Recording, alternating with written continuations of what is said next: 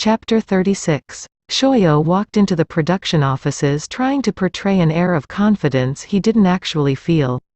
44 days was a long time to go without contact when the whole world still thought you were a couple. Then there was the table read they were about to do. Would they have the same chemistry on screen? Could they sell it the way they had the first time around? Or would everyone know the truth the second Shoyo walked into the room? Hey Kei, there he is. Shoyo stopped dead in his tracks as the young man made his way toward him. Hi, I'm Aki. It was like looking at a younger version of Kei. Same eyes, same blonde hair, same smile that could light up the world. Kei came around the corner and their eyes met. Hey honey, Kei said, his voice full of hesitation.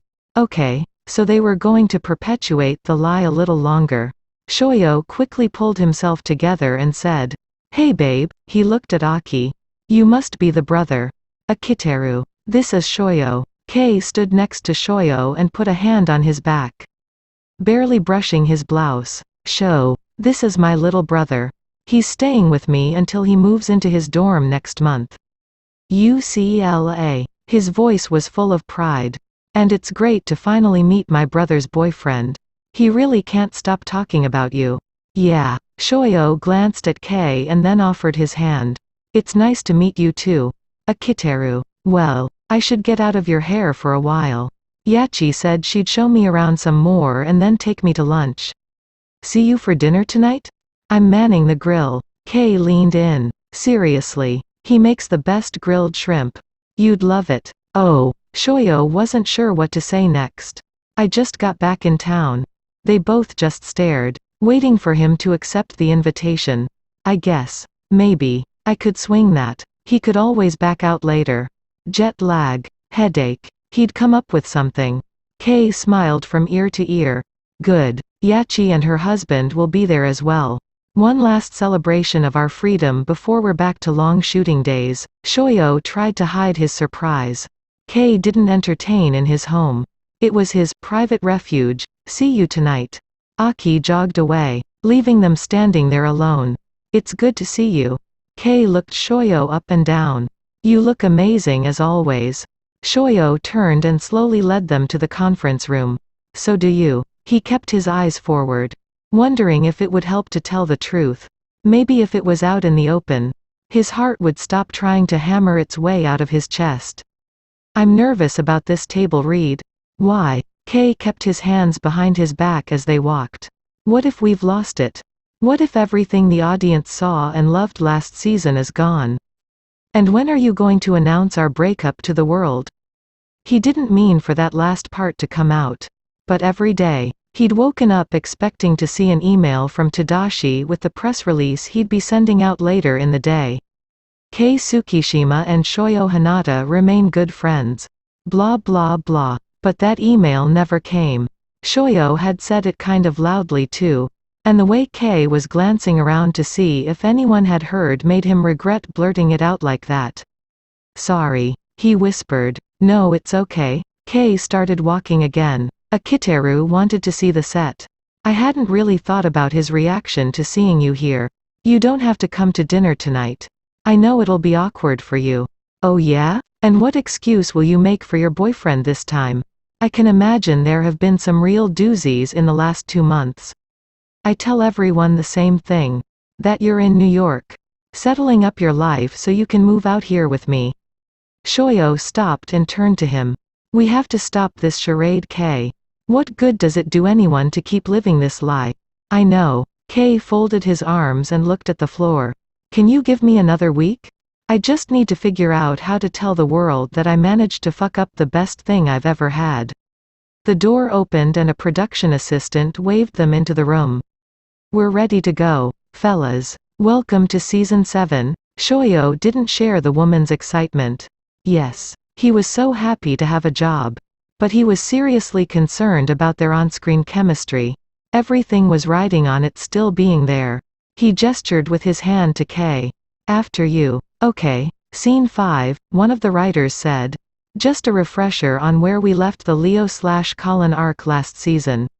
Leo told Colin it was over. Oh no, he joked. But Leo went to Colin's apartment to apologize, and who was there but Colin's supposedly ex-BF. Wearing the watch Colin and Leo had shopped for together, leaving all of America wondering what the hell would happen next. That brings us to scene 5. Ladies and gentlemen, Leo is waiting outside the courtroom for Colin. Colin walks out and he motioned for Shoyo to continue. I wondered when we'd casually run into each other and act like nothing happened. Kei peeled his eyes from Shoyo and looked at the script. Casual? You think I just happened by today? In all the time we spent together. Did I ever just happen by someplace? I guess not. How are you? Well, let's see. You left a resignation letter on my desk. Took your old job with Hamilton and Nye. Which makes my blood boil. They're a good firm. The best in town. Next to yours. Good save. I was really talking about your arm anyway. I didn't come here to talk about my injuries. Physical or otherwise. Why are you here, Leo? Because. Kei looked up, his eyes finding Shoyo's across the table. One of the writers cleared his throat. Is there a problem, Kei? No, sorry. Kei found his place in the script again. Because I can't stop thinking about you, Colin. We have something special, and if another day goes by without me telling you what an amazing lover you are, or how much I appreciate what you did for me while I was healing. JJ looked at the script. Kei, it's lawyer, not lover. A few people at the table giggled. Right. Kei wanted to crawl under the table and disappear. Lawyer. I'll just. He glanced up at Shoyo, but his eyes were focused on the script. On any other day, Shoyo would have been all over that, giving Kei provocative looks and teasing him relentlessly. Not today. Probably not ever again. Kei focused on the script again. Let me just redo that. He took a breath. Because I can't stop thinking about you, Colin. We have something special, and if another day goes by without me telling you what an amazing lawyer you are, or how much I appreciate what you did for me while I was healing, well, that would make me truly unworthy of even being in your presence. I appreciate that, Leo. I know that was hard for you to say, and I really appreciate it. May I ask you if you're still with the cat owner? No, I can't ask, or we broke up, remember? He dumped me because I forgot his birthday. At least that's what I tell myself. It's easier to think it was just the one time I'd screwed up. I see. So why did you give him that watch then? It was a consolation gift, I guess. Thanks for putting up with me for so long, sort of thing. I don't know. It just felt like the right thing to do. How did you know? Flowers. Apologies. Cats. It was awkward. We don't really need to talk about it.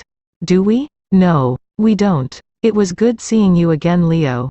Don't be a stranger. Everyone turned to the next page in the script and the assistant director said. Colin walks away, and when he's almost at the door, Leo yells to him and catches up. Colin, since you don't work for me anymore, maybe we could start over. Do this the right way? Kei looked up again, but Shoyo was still keeping his head down. Are you asking me out? Mr. Harden? Don't make me say the actual words, Colin. You know I hate to beg. Then we have Leo walking away. And Colin says, thank you, Leo, for finally figuring out why I quit. I'll pick you up at 7. Any changes? The head writer asked. Looking around the room, he didn't get a reply. So he tossed his copy of the script on the table. Excellent. We're good to go. Shoyo collected his things and stood up.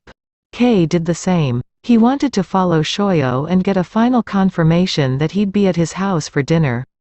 But something stopped him. He stood there, at the table, waiting for everyone to clear the room. When they had all left, he grabbed onto the table with one hand as the realization gripped him again. There would be no second chances for him. Shoyo was done. Kei had seen it in his eyes during the table read the emptiness. There was no love left for Kei in them. It was over. God, it was really over. Kei? Kei stilled and then turned around. Are you coming? He nodded. Yeah. He tried to suck up his emotions as he grabbed his bag and stuffed the script into it. He stilled again when he felt Shoyo right behind him. They're out there, Aki and Yachi, Shoyo said, his voice low and close. Kei felt goosebumps form on his neck. I thought it would be best if we walked out together. Of course. So that was the only reason Shoyo had come back for him? It was okay. It would be okay. Kei told himself. All was not lost. They'd still be working together for a while.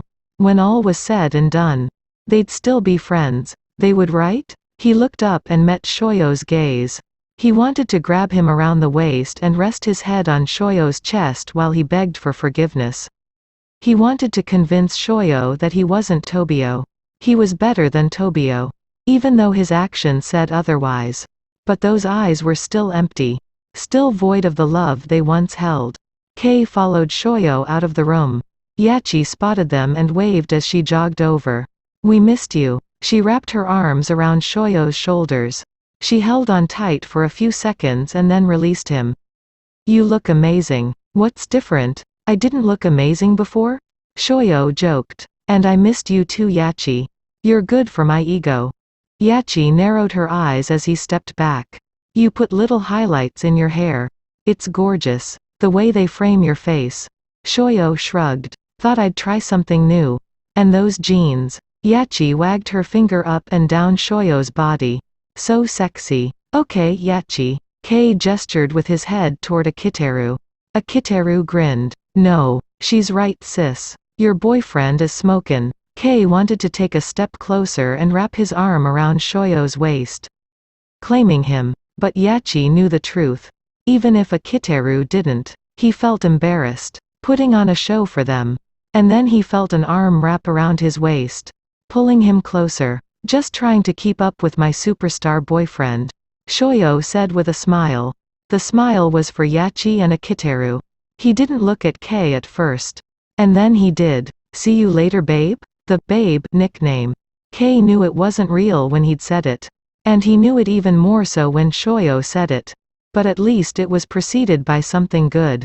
Yeah, see you tonight. He leaned in for a kiss and Shoyo gave him a cheek.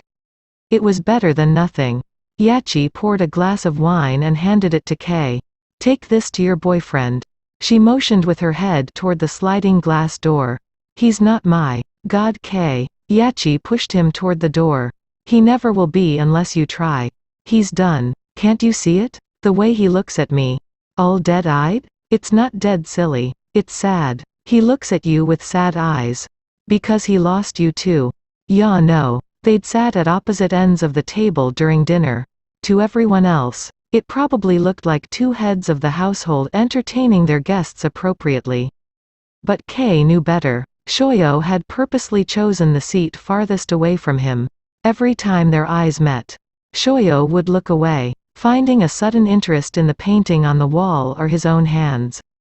Kei got through dinner pretending they'd had a big fight before their guests had arrived. But they'd work it out later.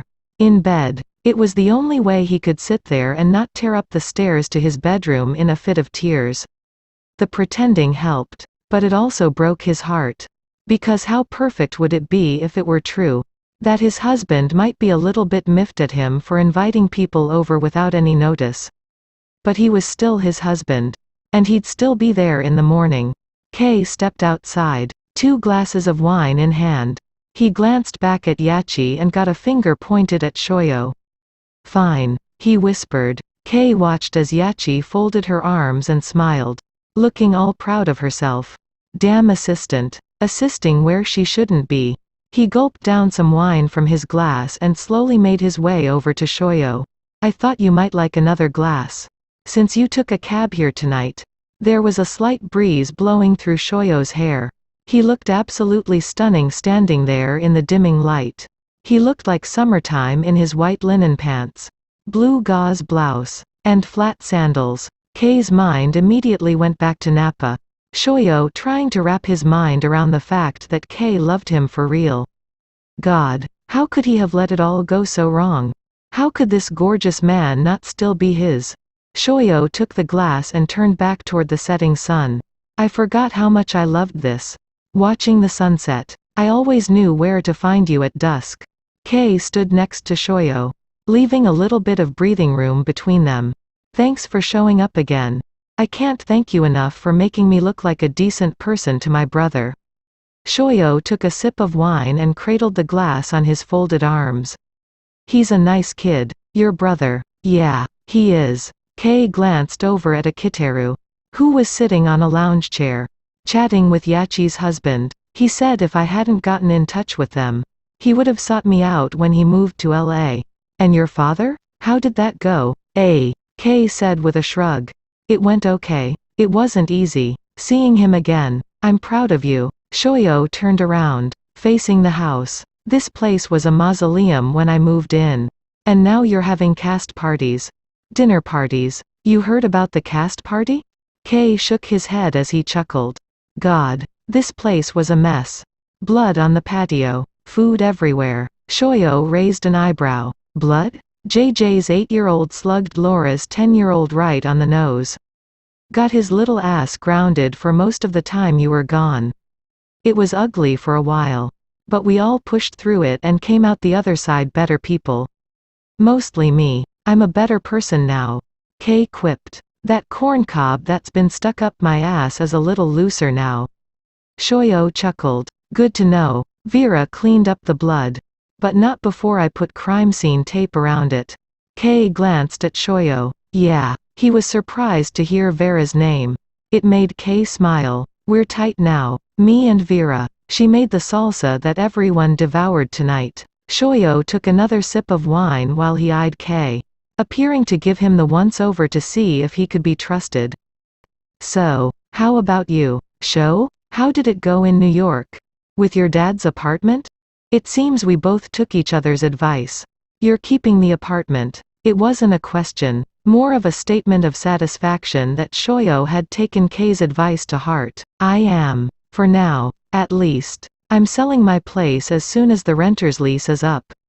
It's even smaller than my dad's. So I won't really miss it. So, you're really moving out here? Kei asked. Hopefully. My job is here, and my agent is getting movie scripts for me now. So one way or another, I hope to keep working in LA. Shoyo turned back around toward the ocean. Then I won't have to give up this. He lifted his glass to the sunset. They were both quiet for a moment as they sipped their wine and enjoyed the view. I should get the rest of my things, Shoyo said, breaking the silence. They're in the guest house, right where you left them. And the Range Rover is yours, Sho. Please take it. Aki isn't staying in the guest house? That's your space, Kei said, perplexed by the question. He's staying in the house with me. He took a breath and the words almost spilled out of his mouth. I love you. Don't you know that? It's just like you left it. I mean, I slept in your bed a few times. More than a few. Kei felt Shoyo's eyes on him. He couldn't meet his gaze. Not with guests here to witness a total breakdown. Kei. The tone in Shoyo's voice was one of annoyance.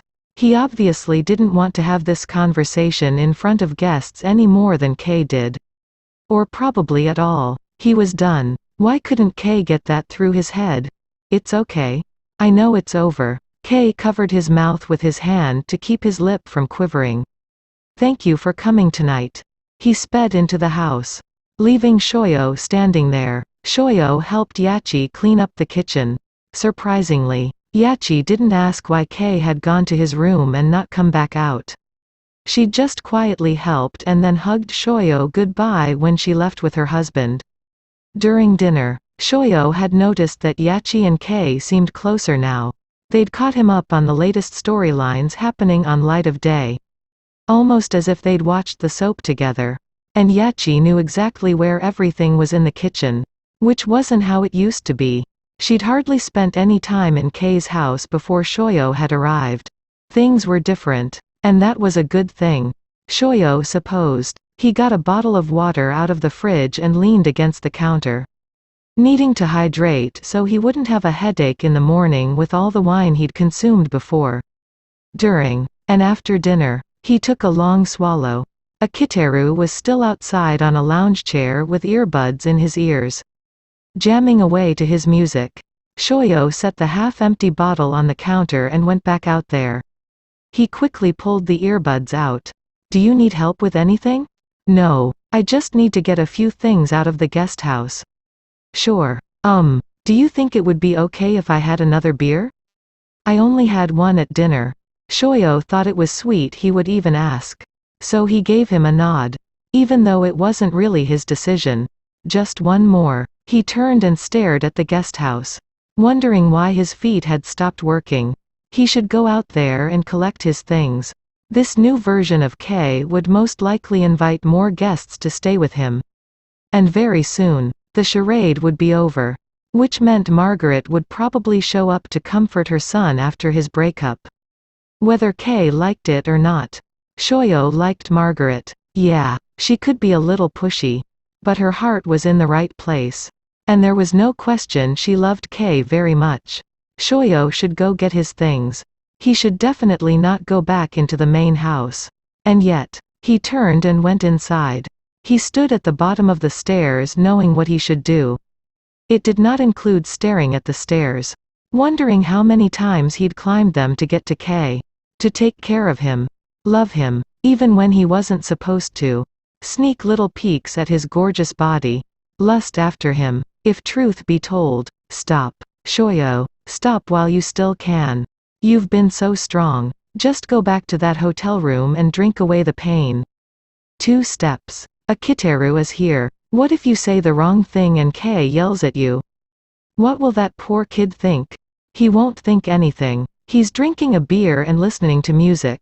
2 more steps. God. Shoyo, how many times are you going to give yourself to someone who throws you to the curb whenever the mood strikes them? How many times? Good. You've stopped halfway. Now, turn around and collect your things and leave. Just leave. You'll see him tomorrow at work. You'll make more small talk. Everything will be fine. Better than fine. You have a good job. You'll find a nice place to live. And as soon as K gets the fucking balls to officially break up with his fake boyfriend, you can start dating. There are a ton of handsome men in this town. Go and date them. Well, if you can't go down the stairs, at least sit down. Good. Take a breath. Breathe. Show. In and out. Now, go back downstairs. Show? Too late. Shoyo squeezed his eyes shut. Shit. He should have gotten out of there while he had the chance. Yes, K? Where's Aki? Shoyo glanced over at K as he sat down next to him. He looked like hell. He's outside. I hope it's okay. He asked if he could have another beer and I said yes. K shrugged. Have you seen Jean Strong? Shoyo cringed inside. His jealousy of that man. Rearing its ugly head and barreling out of his mouth at exactly the wrong time. You were right about him, K said dejectedly. He's dating someone half his age and twice as tall. Okay, maybe that's an exaggeration, but you know what I mean. He scrubbed his face with his hands. Thanks for warning me about him. I didn't want to believe it at the time. But I'm glad I didn't go there. He got up and started down the stairs. I need a drink. Want one? No, I'm good. Shoyo stayed where he was. Sitting on the step. Suit yourself. K got to the bottom of the stairs and turned back around. Did you need something? No, Shoyo said, his eyes meeting K's. God, he looked broken. Did I do that to him? No. He did that to you. Remember? Okay. It just looked like maybe you were headed upstairs. Shoyo shook his head. No, a damn lie. And not even a good one. K nodded and went into the kitchen. Shoyo listened as K took a glass out of the cupboard and poured himself what Shoyo assumed was a glass of whiskey. Because he heard the ice cubes hit the glass. 2 of them. K rarely drank anything hard. But when he did, it was Jack poured over 2 ice cubes. Shoyo laughed the first time he'd seen it. It's like drinking in college, he'd said. He never could figure out how K could have such expensive taste in wine and still buy cheap liquor. Get up. Get your stuff and get the hell out of here. He'll be fine. You'll be fine. This isn't your home. Never was. But it feels like home. Shoyo whispered the words. The huge lump in his throat was preventing his voice from working. K? He whispered the name, testing it out. He licked his dry lips. Swallowed hard. And tried again. K? K appeared at the bottom of the steps. Looking every bit the hot mess with a tumbler of whiskey held loosely in his right hand. Yeah? He replied with so little feeling in his voice Shoyo was sure he'd completely given up hope. There was no joy in his, no dream of a future. He almost seemed bothered that Shoyo had even said his name. He stood there, looking up the stairs at Shoyo, waiting for something to come out of his mouth. When it didn't, Kei's gaze dropped to the floor. I was just thinking. Shoyo covered his mouth with his hands. Was he really going to do this? He waited for Kei to lift his gaze again. I was just thinking that since I don't work for you anymore. A ray of hope flashed across Kei's face. The tumbler hit against his thigh, causing the ice to hit the side of the glass, filling the silence. Maybe we could start over, Shoyo whispered, barely able to get the words out. Do this right, he said, a little louder. Kei set the glass down on the first step and put one foot on that same step. He grabbed hold of the banister, looking determined to climb, but staying where he was. Are you asking me on a date, Mr. Hinata? He asked, repeating the line from the script. Don't make me say the words, Shoyo said through his tears. He couldn't hold them back now. He wiped them away, but they just kept falling. God, I'm so scared. Kei climbed a few steps and knelt down in front of Shoyo, taking hold of his shaking hands. I can't make myself leave. Why can't I leave? Shoyo's chest was heaving as he gasped for air. Kei sat next to Shoyo and pulled him into his arms. Because you belong here. He kissed Shoyo's head and whispered. You belong here with me. We'll figure it out. We'll work it out. Just stay. Just stay. Shoyo cried in Kei's arms on that step. Then he cried some more in Kei's bed. The pain finally coming out in a way Shoyo hadn't let it before. He needed Kei there, to take it from him and fill the void with something else. His love. And he did. Kei held Shoyo tight and didn't let go of him till the next morning.